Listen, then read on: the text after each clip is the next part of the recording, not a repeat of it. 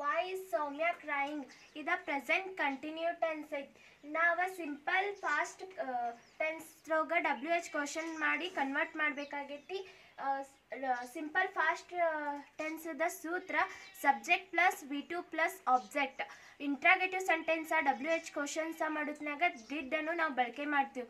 ಅವಾಗ ಡಿಡ್ ಬಳಕೆ ಮಾಡ್ಮೇಲೆ V2 ಇದ್ದದ್ದ V1 ಆಗುತ್ತದೆ. ವಾಯ್ ಇದ್ದಿದ್ದ ನಾವು ಇದನ್ನ WH ಕ್ವಶನ್ ಹಂಗೆ ಇಟ್ಕೊತೀವಿ. ಡಿಡ್ ಅಂದ್ರೆ ಸೂತ್ರದ್ರೊಳಗೆ ಡಿಡ್ ಐತಿ ಅಂತ ಡಿಡ್ ತೋತೀವಿ. ಸೌಮ್ಯ ಅಂದ್ರೆ ಸೌಮ್ಯ ಹೆಸರು ಹಂಗೆ ಇಟ್ಕೋತೀವಿ. ಕ್ರಾಯಿಂಗ್ ಇದ್ದಿದ್ದ ಕ್ರಾಯಿ ಅಲ್ಲಿ ಡಿಡ್ ಬರ ಅಂತಲೇ V2 ಇದ್ದಿದ್ದು V1 ಆಗ್ತೈತಿ ಅನ್ನಂತಲೇ ಕ್ರಾಯಿ ತೋತೀವಿ.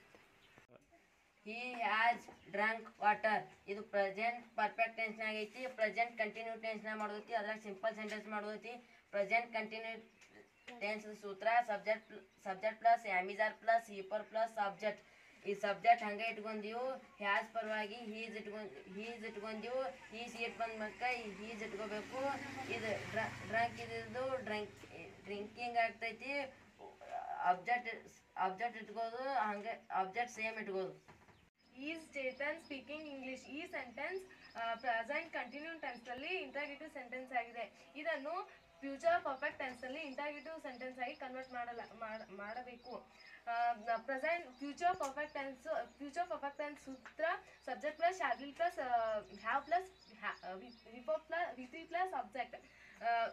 ಚೇತನ್ ಬಂದಿದ್ದಕ್ಕಾಗಿ ಮೊದಲು ವಿಲ್ ತಗೊಂಡು ಸಬ್ಜೆಕ್ಟ್ ತಗೊಂಡು ಆಮೇಲೆ ಹ್ಯಾವ್ ಹಚ್ಚಿ ಸ್ಪೀಕ್ V3 ಏನಾಗುತ್ತಂದ್ರೆ ಸ್ಪೋಕನ್ ಆಗುತ್ತದೆ. ಇದಕ್ಕಾಗಿ ಸ್ಪೋಕನ್ ಹಚ್ಚಿ ಆಮೇಲೆ ಆಬ್ಜೆಕ್ಟ್ ಇರಬೇಕು. ಇಂಟ್ರಾಗೇಟಿವ್ ಸೆಂಟೆನ್ಸ್ ಮಾಡಿದ್ದಕ್ಕಾಗಿ question Shravan has done the work.